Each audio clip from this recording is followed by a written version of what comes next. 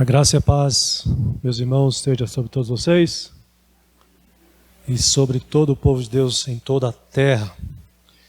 É um privilégio estarmos mais uma vez na casa do Senhor, cultuando ao Senhor e agora nos preparando para também sermos instruídos pela sua palavra. O texto da nossa reflexão nesta noite é Mateus, Evangelho de Mateus, capítulo 16, dos versículos de 1 a 12. Evangelho de Mateus, capítulo 16, versículos de 1 a 12.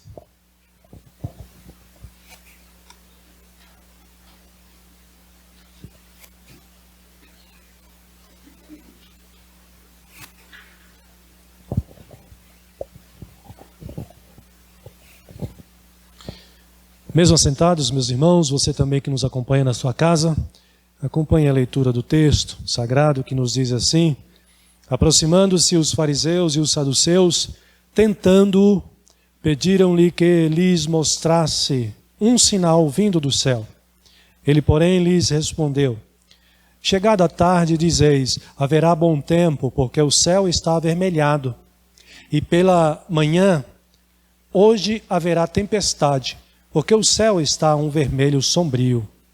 Sabeis, na verdade, discernir o aspecto do céu, e não podeis discernir os sinais dos tempos?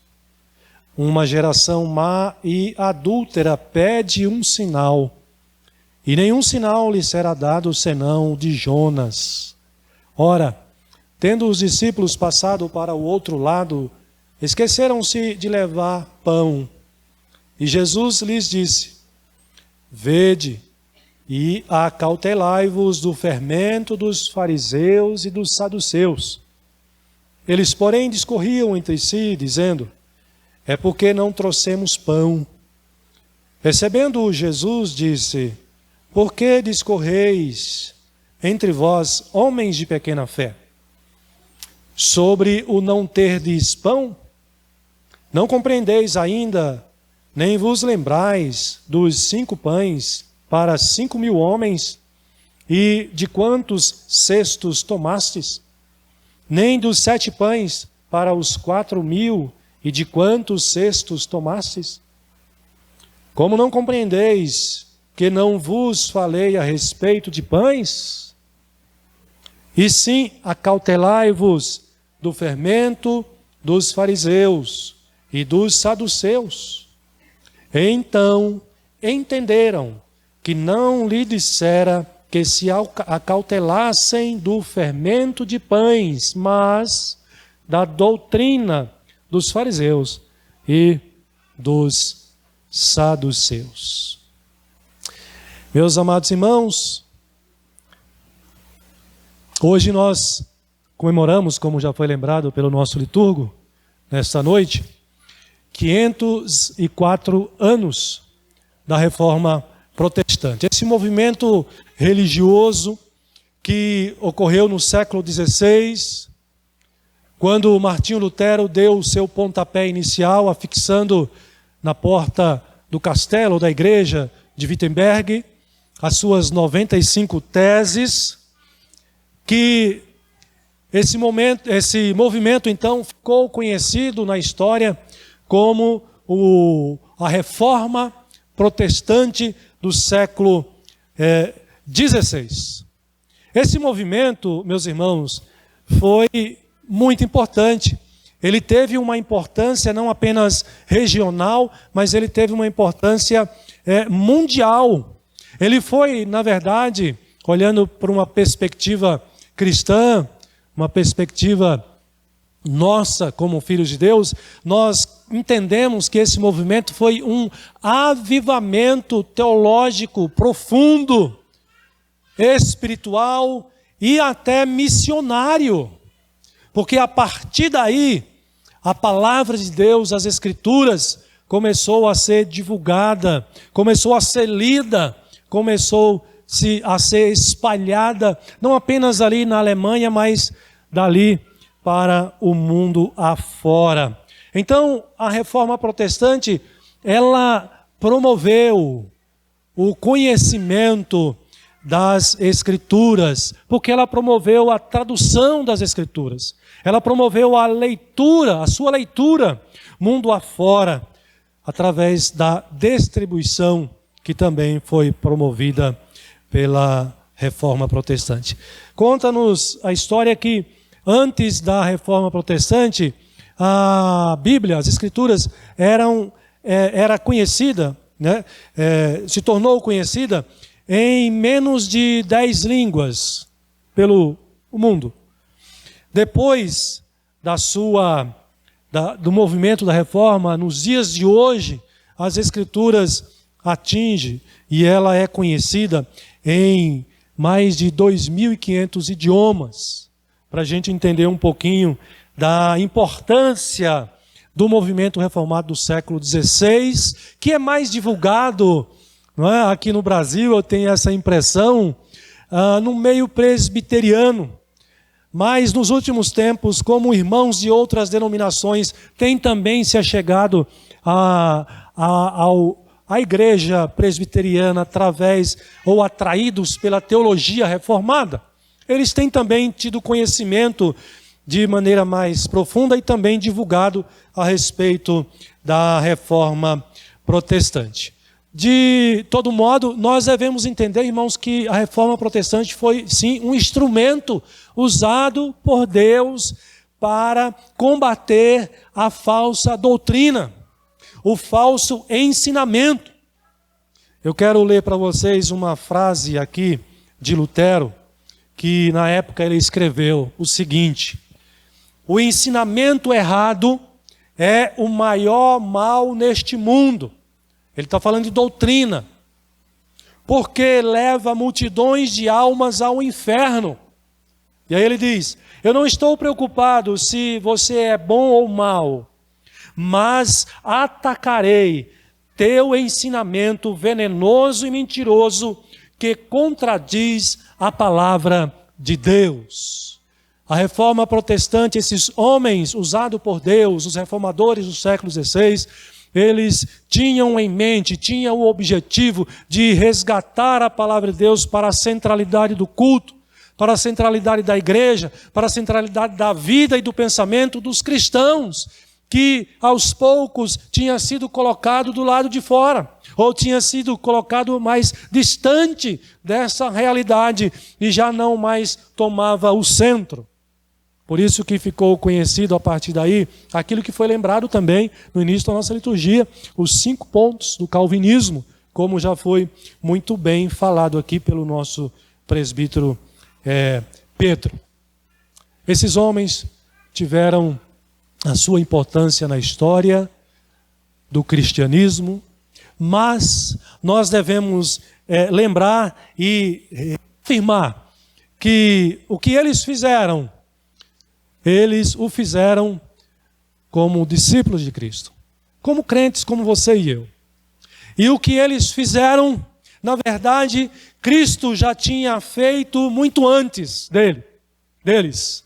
Então, se eles foram os reformadores do século XVI, Cristo é o reformador por excelência. E na sua vinda, ele encontra, quando Jesus vem, encontra as Escrituras do Antigo Testamento, a lei de Moisés, dos profetas, também contaminados, corrompidos, principalmente pelo ensinamento dos fariseus e saduceus, através da tradição dos anciãos. E ali então há necessidade de aplicar-se esta reforma, ou seja, de resgatar a verdade das Escrituras, de resgatar o ensinamento genuíno, de resgatar a revelação especial de Deus. E Jesus então dá início também, ele dá esse pontapé inicial a esse movimento reformado, primeiro século, que ficou conhecido como cristianismo, do qual eu e você fazemos parte hoje. Jesus foi o grande reformador. Os cristãos aqui do século XVI foram os grandes reformadores também do século XVI. Mas e você e eu hoje? Não somos? Nas mãos de quem está este legado?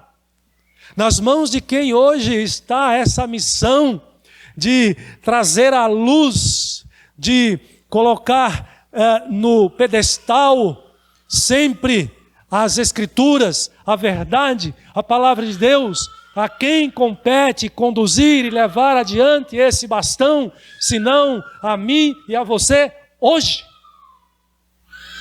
E nesse sentido eu quero chamar a atenção dos irmãos para essa breve reflexão nesta noite sobre o papel do reformador. Nós somos os reformadores do nosso tempo. O mundo cristão, a igreja de Cristo hoje, carece de uma reforma também profunda. O evangelho contemporâneo, o cristianismo contemporâneo, também está contaminado, está manchado. Há falsas doutrinas permeando no seio da igreja. Há falsos ensinamentos no seio da igreja. E quem são os reformadores responsáveis hoje para manter viva a Escritura Sagrada no seu devido lugar, na vida e no pensamento dos cristãos e da própria igreja? Os reformadores do nosso tempo. E qual é o nosso papel então?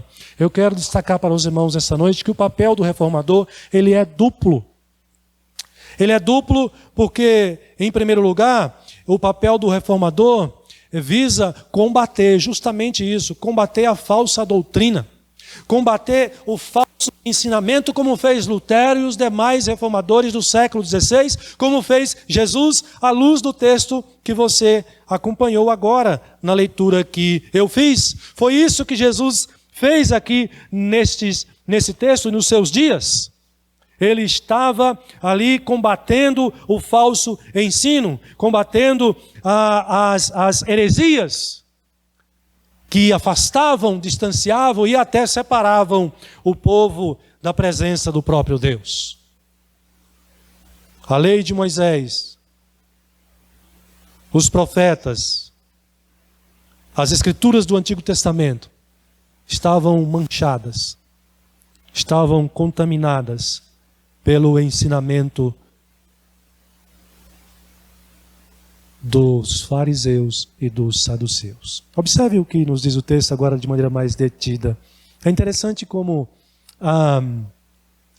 essas figuras, esses personagens maliciosamente se aproximam de Jesus. Observe que Mateus aqui no nosso capítulo diz que eles aproximaram-se, né? E aproximaram-se com um propósito maligno. Diz que aproximando-se os fariseus e os saduceus, tentando.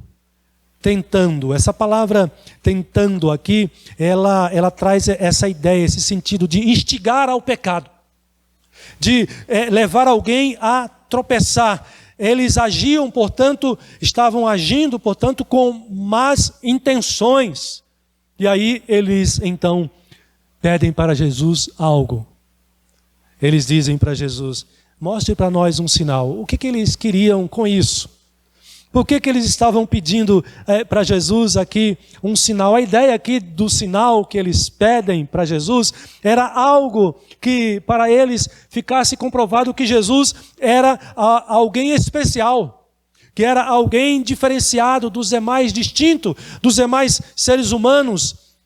Eles pedem um símbolo de que Jesus de fato não era apenas um ser humano. Eles querem que Jesus dê um sinal vindo dos céus para eles naquele momento ali. Mas Jesus responde com eficiência. Ele diz no versículo 2, ele porém lhe respondeu: chegada a tarde, vocês dizem.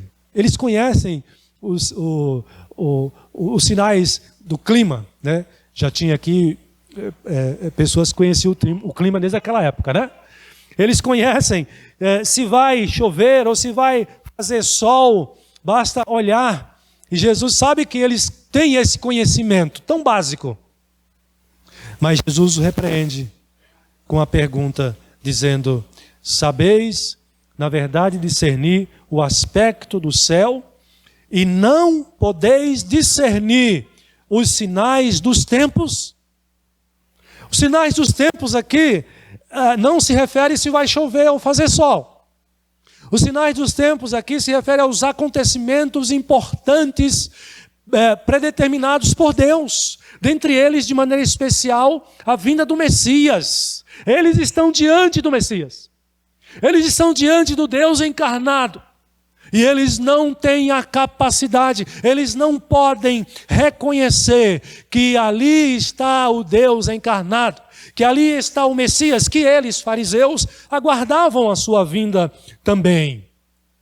Mas Jesus diz que eles não podem discernir, eles não sabem fazer isso, mesmo que eles saibam discernir os aspectos dos céus. Ou seja, quem são essas pessoas que, apesar de vestirem o terno religioso, né?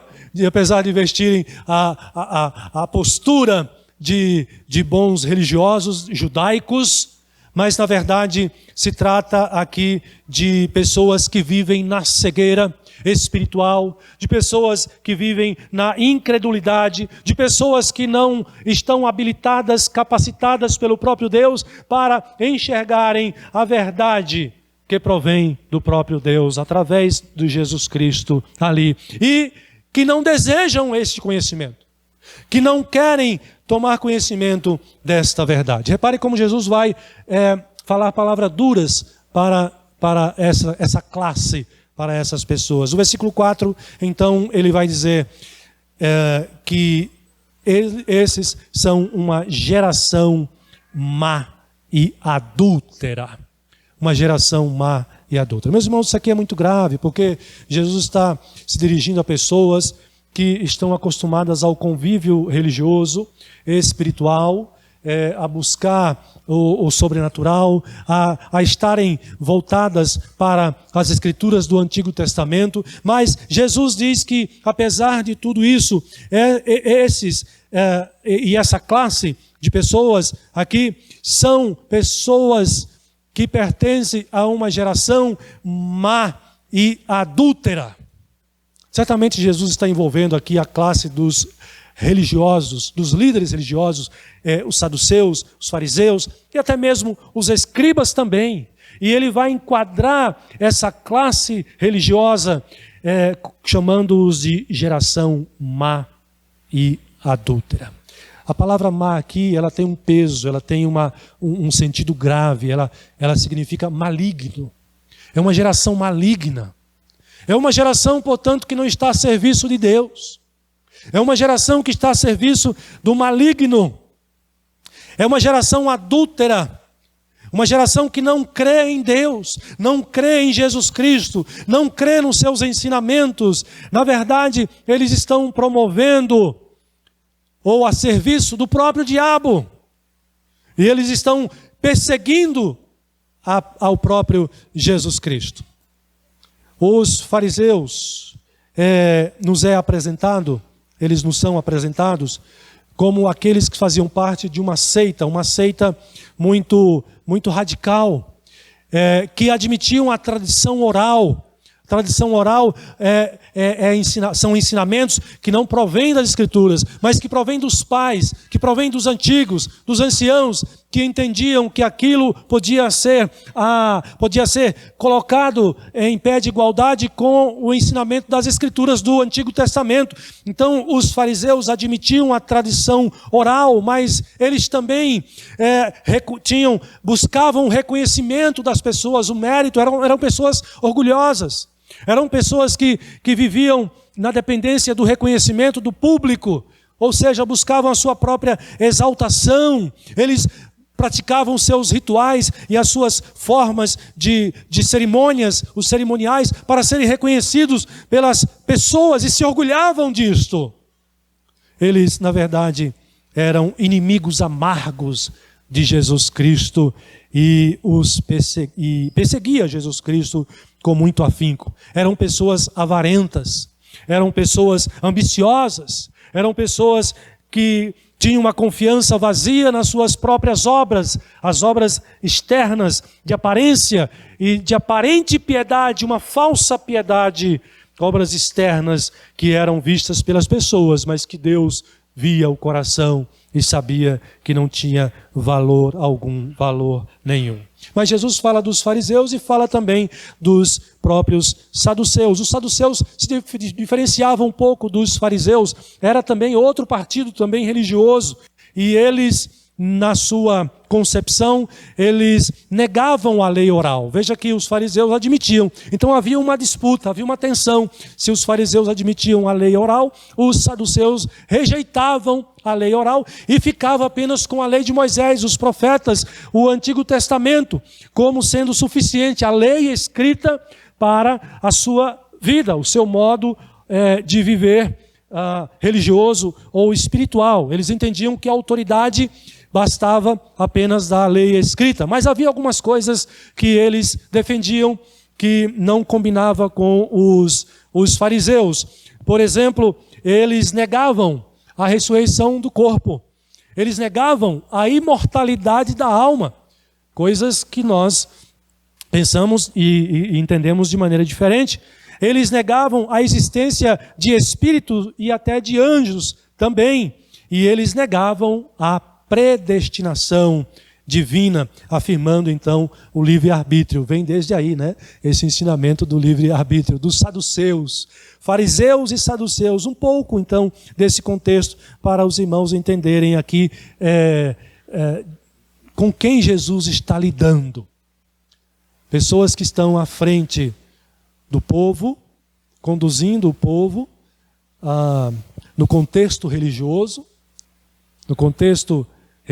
com base no Antigo Testamento, na lei de Moisés, mas que agora Jesus chega e percebe que há a necessidade de uma reforma profunda para que a verdadeira palavra do Senhor seja trazida à tona e ao conhecimento de todos. Esses, apesar de terem todo esse conhecimento, como nós já vimos no início do texto, eles não tinham de Jesus a capacidade de discernir. Eram mortos espirituais, eram cegos espirituais, guiando outros cegos também, espiritualmente falando, guias espirituais, mas que não tinham a capacidade de discernimento. É claro que eles vão, ao longo da sua vivência, do seu ensinamento, eles vão desprezando então a verdadeira palavra de Deus e vão inserindo os falsos ensinamentos, a falsa doutrina, e por isso se tornam então perseguidores do próprio Jesus Cristo. Geração má e adúltera. Adúltera porque ao invés de estarem servindo a Deus, aqui entre aspas, o marido espiritual deles, eles estavam traindo o próprio Deus, sendo infiéis ao seu marido espiritual, ao Deus verdadeiro. Por isso Jesus os acusa de adúlteros. Estes pedem um sinal. Jesus diz, não terão um sinal, a não ser um único, que ele já havia dado um momento antes também. Ele diz, o único sinal que lhe será dado será o sinal de Jonas. E por que o sinal de Jonas? Porque o sinal de Jonas aponta para a vinda do Messias. Ele mesmo diz lá em Mateus capítulo 12, assim como Jonas ficou 3 dias e 3 noites no ventre do grande peixe, olha a relação que Jesus faz com ele agora, assim o Filho do Homem estará 3 dias e 3 noites no coração da terra. Este é o sinal que lhes será dado. Mas ainda assim serão incapazes de discernir, porque eles estão cegos, eles não conseguem discernir, mas eles estão agindo. Eles estão agindo a serviço do mal. Eles estão desviando o povo da presença do Senhor e levando o povo para o inferno. É preciso que alguém combata isso. É preciso que o reformador entre em ação, e aqui o próprio Jesus Cristo, ele age combatendo a falsa doutrina, combatendo o ensino maligno que está sendo imprimido na mente das pessoas ali naquele contexto. Jesus Cristo foi o grande reformador com o seu evangelho. Ele fez a verdadeira e profunda reforma religiosa e espiritual. que ficou conhecida como cristianismo. Cristianismo que nós agora fazemos parte, que nós amamos, que nós seguimos e que agora esse mesmo cristianismo requer a nossa ação, requer a nossa participação. Meus irmãos, não tenham dúvidas de que o cristianismo hoje também está sendo, os cristãos estão sendo atacados com falsas doutrinas, com falsos ensinamentos. Você e eu fomos convocados para fazer parte desse time de Jesus Cristo. Assim como foi Martinho Lutero, assim como foi João Calvino. Você e eu, João, Maria, Pedro, somos convocados por Cristo para que possamos dar continuidade a esse movimento reformado do século I, do século XVI e do nosso tempo também hoje. Nós temos a palavra de Deus em nossas mãos. Nós conhecemos a verdade genuína. Nós não podemos permitir, irmãos, acontecer diante de nós, diante dos nossos olhos, o falso ensinamento, a doutrina maligna sendo ensinada para os nossos filhos, para os filhos dos nossos irmãos, as crianças diante de nós, ensinada para os nossos adolescentes, para os nossos jovens, para os adultos, e nós nos calarmos. Não podemos permitir que isso aconteça. É preciso que nós clamemos ao Senhor, para que, quando percebamos essas coisas acontecendo, o nosso coração possa arder, o nosso coração possa nos motivar, nos impulsionar a nós agirmos, não ficarmos de boca fechada, a nós agirmos repreendendo o falso ensinamento, repreendendo a heresia, repreendendo o ensinamento maligno que tem sido tão atuante nos nossos dias. Quantas das nossas crianças estão sendo arrastadas para o caminho mau dos adultos, para o caminho perverso dos adultos, o que é uma grande perversidade. Doutrinas que têm sido apresentadas, que têm sido ensinadas em muitas escolas. Ensinamentos que têm sido muitas vezes, infelizmente, lamentavelmente, levado às crianças por alguns pais.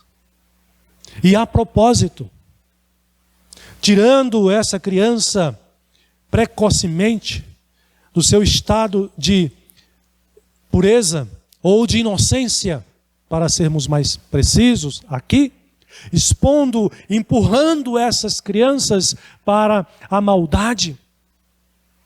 Isso não é obra de Deus, isso é obra do maligno.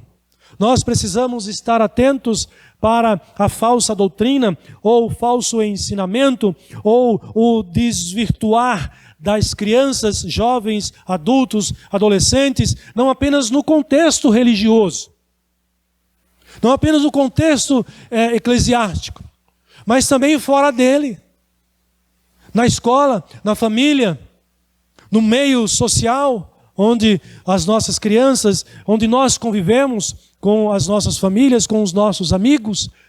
Nós precisamos estar cônscios e comprometidos com a sã doutrina, com a verdade em nossa mente e em nossos corações. Para isso precisamos estar fortalecidos. Ou nós podemos pensar que se Lutero não podemos imaginar que Lutero estaria preparado para enfrentar os seus inimigos, para receber os questionamentos com respeito à sua doutrina e responder esses questionamentos, correndo o risco de ser condenado à fogueira, como foi alguns dos seus amigos na sua época. Não pensemos que Lutero, antes de chegar a esse ponto, não estava apegado, ou de novo, como eu costumo lembrar, arraigado às Escrituras, amando a palavra de Deus e vivendo pela palavra de Deus. Nós não conseguiremos combater a falsa doutrina, o ensinamento maligno, se nós não estivermos apegados, comprometidos, amando e conhecendo profundamente a verdade de Deus, a palavra, as Escrituras. Como poderiam os reformadores do século XVI expor para nós, deixar registrado para nós, ensinamentos tão preciosos como os 5 solas, se eles não conhecessem profundamente as Escrituras. Jesus pôde fazer isso, e é claro que ele fez, ensinou, repreendeu, corrigiu, porque ele estava embasado na verdade, na palavra. Ele é o Verbo encarnado. Assim também, meus irmãos, você e eu precisamos estar fortalecidos, precisamos conhecer profundamente cada dia mais as Escrituras, para que nós, diferente dessa classe, ou diferente dos que hoje também pertencem a essa classe, no sentido de que são cegos espiritualmente falando, que não têm capacidade para discernir a verdade diante deles, mas que estão servindo ao maligno, seguindo e ensinando os seus ensinamentos. Se nós não conhecermos profundamente as Escrituras, nós teremos dificuldade de levar adiante essa missão, esse movimento religioso, essa reforma que deve continuar reformando corações e mentes do nosso tempo. Então você e eu fomos chamados para combater a falsa doutrina, combater o ensinamento maligno a partir das nossas próprias casas, dentro da nossa própria casa e da porta da rua para fora e também da nossa própria igreja. Então, o papel do reformador é duplo. Em primeiro lugar, combatendo o falso ensinamento, a falsa doutrina. Mas o texto nos mostra, na segunda parte, um outro aspecto, ou outro aspecto desse papel duplo do reformador, que além de combater a falsa doutrina, é o de proteger a igreja de Deus, proteger o povo de Deus. E é isso que Jesus faz aqui, e foi isso também que fizeram os reformadores do século XVI. A igreja estava saindo dos trilhos, foi esse o propósito de Martinho Lutero. Não passou pela cabeça de Martinho Lutero sair da igreja, criar um movimento em que fosse tirado da igreja pessoas e formasse agora um grupo, uma outra igreja, que ficou conhecido como os protestantes. Você e eu somos protestantes religiosos, ou religiosos protestantes. Ele quis reformar a igreja católica, a igreja medieval, mas não foi possível isto acontecer. Mas aqueles que criam no Evangelho, aqueles que foram escolhidos pelo próprio Deus, eles também entenderam essa verdade revelada. E aqui então agora esses seguem o verdadeiro conhecimento, a verdadeira doutrina. Esse é outro aspecto do papel do reformador. Ele, além de combater a falsa doutrina, ele deve proteger a igreja. E quando eu digo igreja aqui, não estou falando da placa, da denominação. É o povo de Deus, é o reino de Deus na terra. E veja como isso pode ser feito. Isso foi o que Jesus fez. O versículo 5 diz que, ora, tendo os discípulos passado para o outro lado, eles esqueceram de levar pão. E agora, como é que nós vamos comer? É interessante, Jesus ele usa essas estratégias nos seus ensinamentos, de maneira muito prática. Ele faz esses links, trazendo aqui a memória, a atenção dos seus discípulos. Observe que eles esqueceram de levar pão. E Jesus vai dizer para eles tomarem cuidado com o fermento dos fariseus. Opa, peraí, a gente esqueceu de trazer pão e ele está falando do fermento.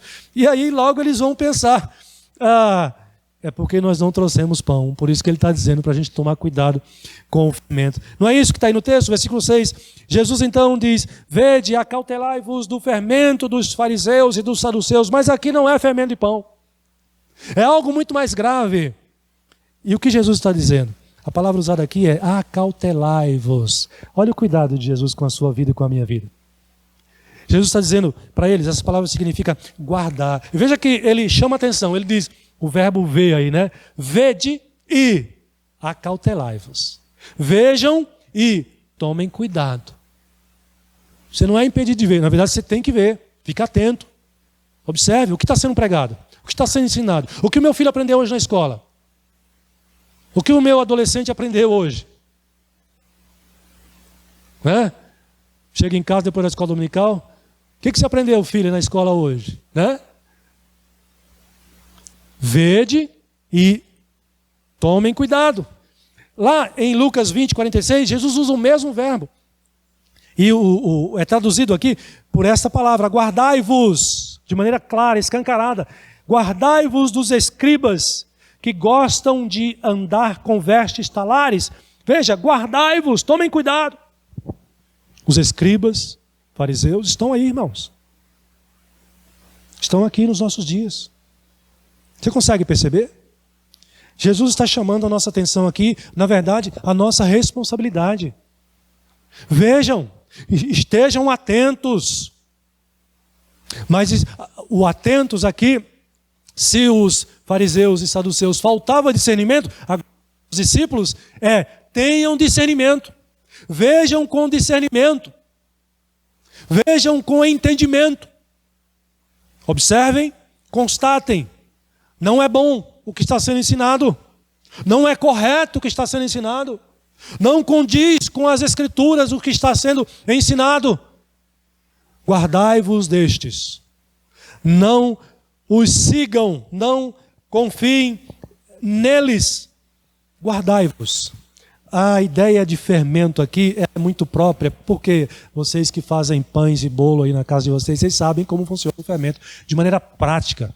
Você coloca lá uma pitadinha de fermento na massa, e a massa ela é tomada ali de imediato por aquele fenômeno, por aquela pitada de fermento, e logo você observa o resultado, o efeito da falsa doutrina para o povo de Deus, para o cristão, para a igreja de Deus. Ele se torna visível também rapidamente. Ele é danoso, ele destrói, ele separa. E eu digo para vocês que, como pastor, eu fico muito atento com essas coisas. É minha obrigação, mas não é só minha, é de vocês também, presbíteros da igreja. Vocês são os guardiões da sã doutrina. Vocês foram chamados para agirem como reformadores, para proteger, para guardar o povo de Deus, para proteger o reino de Deus que compete aqui. Mas não é só os presbíteros e diáconos, também vocês, que são membros da igreja, que conhecem a palavra de Deus. Nós devemos observar as palavras de Jesus aqui, que nos chama a ver e a cuidado. Guardem-se. É claro que nós devemos entender aqui que isso é perigoso. Porque assim como o fermento invade e toma logo toda a massa, muitas vezes a doutrina maligna, ela é atraente. Ela vem transvestida de uma outra roupagem, que você ouve aquelas palavras e você fica encantado. Meu pastor nunca falou assim. Meu presbítero nunca pregou assim. Você viu a pregação de fulano? Você viu o ensinamento daquela outra pessoa, do que ele disse, do que ele ensinou? E muitas pessoas, não atentas às palavras de Jesus aqui, elas se deixam levar por estes, porque não estão sendo muitas vezes guardadas, protegidas por aqueles que deveriam orientá-las corretamente, pastoreá-las corretamente, preservando assim do fermento da falsa doutrina e do falso ensinamento. Lucas capítulo 12, versículo 1, Jesus ainda vai dizer assim, o evangelista ainda vai dizer assim: posto que miríades de pessoas se aglomeraram, a ponto de uns aos outros se atropelarem, passou Jesus a dizer, antes de tudo, aos discípulos. O que ele vai dizer aos discípulos? Novamente, acautelai-vos do fermento dos fariseus, e aqui ele vai ser mais explícito, ele vai dizer que é hipocrisia. Que é a hipocrisia. Meus irmãos, nós devemos ter essa compreensão Aqui é interessante que a palavra que Jesus vai usar no versículo 9 e no versículo 10 é diferente. Não é a mesma palavra que ele usou para os fariseus e saduceus quando ele disse discernimento. Agora ele usa a palavra compreensão. É diferente. Aqui não se trata de pessoas que estão cegas espiritualmente. Não se trata de pessoas que são incrédulas. São os discípulos de Jesus. Somos nós. Aqui se trata de pessoas que não compreendem de imediato, porque são pessoas de pequena fé. São pessoas que estão em processo de crescimento espiritual. Observe que no versículo 8, Jesus percebe o que está acontecendo, que eles estão compreendendo errado o que Jesus falou, e ele vai dizer: por que discorreis entre vós, homens de pequena fé, sobre o não terdes pão? Não é disso que eu estou falando. Mas veja que Jesus os classifica agora aqui, diferente dos fariseus e saduceus, que ele classificou de geração má e adúltera. Você e eu não pertencemos a essa classe. Se cremos em Jesus Cristo, no seu evangelho, o amamos, nós podemos até ser classificados como homens de pequena fé, mas jamais como geração má e adúltera. Às vezes temos dificuldade de entender mesmo, de compreender o que Jesus está ensinando para nós na sua palavra. Mas nós compreendemos à medida que Ele insiste conosco, à medida que o Espírito Santo continua falando, você continua buscando, você lê novamente e você lê outra vez, e aí você diz: agora eu entendi. Gente, mas como eu não entendi isso aqui antes, para mim estava tão difícil, mas olha só, está tão claro aqui. De repente o Espírito Santo iluminou e você compreendeu. Então nós podemos até ser também colocados nessa mesma posição, homens e mulheres de pequena fé, mas nós compreendemos à medida que Jesus vai insistindo conosco. Ele não desistiu dos discípulos. Veja aqui, primeiro ele repreendeu, combateu o mal. Agora ele está protegendo, defendendo. Acautelai-vos. E ele está insistindo no ensinamento correto. Veja que o versículo 9 ele diz: não compreendeis ainda, nem vos lembrais dos 5 pães para 5.000 homens e dos 4, e de quantos cestos tomastes? Nem dos 7 pães para os 4.000 e de quantos cestos tomastes? Aqui é interessante que Jesus está dando também, no meu entendimento, chamando esses discípulos à maturidade. O que Jesus fez há poucos tempos? Fez um milagre da multiplicação dos pães, e ele fez em dose dupla. A primeira multiplicação, a segunda multiplicação. Ora, se tinha só essa quantidade tão pequena de pães para milhares de pessoas, e ele fez um milagre e aconteceu, Jesus está dizendo assim: vocês acham que a falta de fermento é problema para mim? Vocês não se lembram o que eu fiz agora há pouco? Quantos homens eu pude atender, satisfazer e ainda sobrou? Quantos pães vocês tinham? E quantos cestos sobraram? E agora vocês não aprenderam com aquela lição? Vocês estão achando que a falta de fermento aqui é problema para mim? Não é disso que eu estou tratando. E se fosse o caso, também não seria o problema. Mas ele vai chamá-los e dizeis: como não compreendeis que não vos falei a respeito de pães? Não se trata disso. E sim, acautelai-vos do fermento dos fariseus e dos saduceus. E olha que bonito, olha que interessante, o versículo 11 diz, o evangelista aqui: então entenderam. Ah, que legal. Não desista. Você leu a Bíblia? Leu lá o seu texto, na sua devocional? Foi difícil, você não entendeu nada? Às vezes eu insisto com um camaradinha. Quando ele lê um texto lá, Levítico, não entendi nada. Lê lá de novo. Se está aí, é porque serve para vocês. Serve para nós. Tem algum ensinamento profundo, importante para nós. E aí ele lê, faz a devocional e vem para a gente conversar sobre o texto. E aí a gente vai conversando e de repente, nossa, que legal, faz sentido mesmo. posso aplicar na minha vida. O que está aqui, eu entendi agora. Isso não já aconteceu com você? Você leu o Salmo lá, 2, 3, 4, 5, não entendeu nada. Depois você leu mais uma vez. Entendi. Jesus falou, olha, vocês não se envolvam, tomem cuidado com o fermento. Ah, nós esquecemos de trazer o pão. Ele está nos repreendendo por causa disso, está falando disso. Vocês não entenderam nada. E Jesus insiste. E aí o testemunho aqui do escritor, né, do autor, no versículo 12. Então entenderam que não lhes dissera que se acautelassem do fermento de pães, mas da doutrina maligna dos fariseus e dos saduceus. O que Jesus está fazendo aqui na prática, meus irmãos? É o papel duplo do reformador. Ele bateu, ele repreendeu. Agora ele está protegendo. E como ele faz isso? Jesus faz isso certamente usando a sã doutrina. Os reformadores do século XVI fizeram isso também, usando a sã doutrina, as escrituras. Como nós podemos proteger? E quando a gente fala aqui proteger a igreja, é a partir da sua própria vida. Proteger a sua mente, proteger o seu coração, proteger a sua fé, proteger o seu filho, proteger o seu cônjuge, proteger o seu irmão em Cristo Jesus.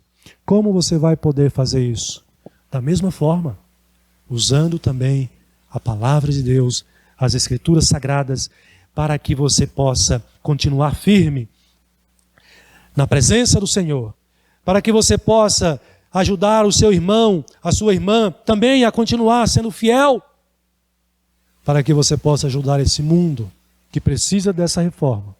O mundo de hoje também precisa da reforma cristã, precisa da reforma protestante, precisa da nossa ação neste mundo aqui, meus irmãos.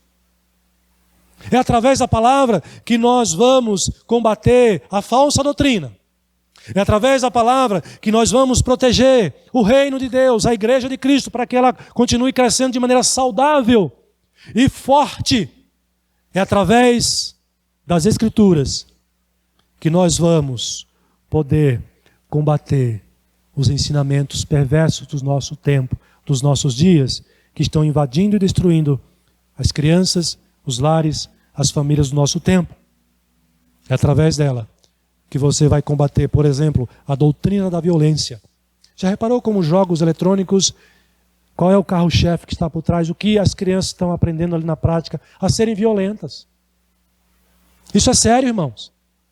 Não deixe o seu filho entregue ao celular, aos jogos. Isso é perverso demais para as nossas crianças. A doutrina da ostentação. Os nossos jovens, as nossas crianças estão sendo ensinadas já há bastante tempo a ostentarem. E se eles não ostentam, eles são inferiores aos demais. Você vai mostrar na palavra de Deus que isso não tem sentido algum. Usando as escrituras, usando a palavra, e mostre a ele e faça ele ser convencido também de que o mais importante está aqui. É a palavra de Deus, as escrituras sagradas, combatendo a doutrina da libertinagem.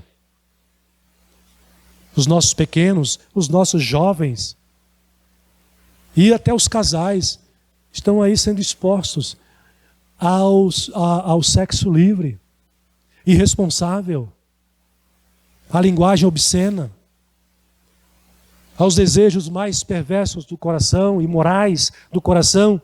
Nós podemos e devemos usar a palavra de Deus para combater o doutrinamento da ideologia de gênero, o doutrinamento do homossexualismo, o doutrinamento do feminismo. Nós podemos usar a palavra de Deus, e só a palavra de Deus pode corrigir a imoralidade, a doutrina da imoralidade, da idolatria. Tira a palavra de Deus e você vê o caos. Tira os crentes que são luz e sal do mundo e você vê a podridão. Então você foi chamado para fazer parte desse time de reformadores de Cristo. Cristo no século I, os reformadores no século XVI e tantos outros ao longo da história. Mas o que importa é você e eu. Estamos aqui hoje. Nós pertencemos a esse time. E você e eu temos a responsabilidade. Nós somos os verdadeiros cristãos. Nós, não apenas os que estão aqui, mas milhares pelo mundo afora, que foram eleitos por Deus, que foram convertidos pelo poder de Deus, através da palavra, e estão convictos de que só a Bíblia é a verdade. E que sem ela não há salvação. Você não confessa isso? Então você é um reformador. Venha comigo. Levemos adiante essa bandeira, transformando este mundo, protegendo a igreja e combatendo o mal para a glória do nosso Deus. Amém.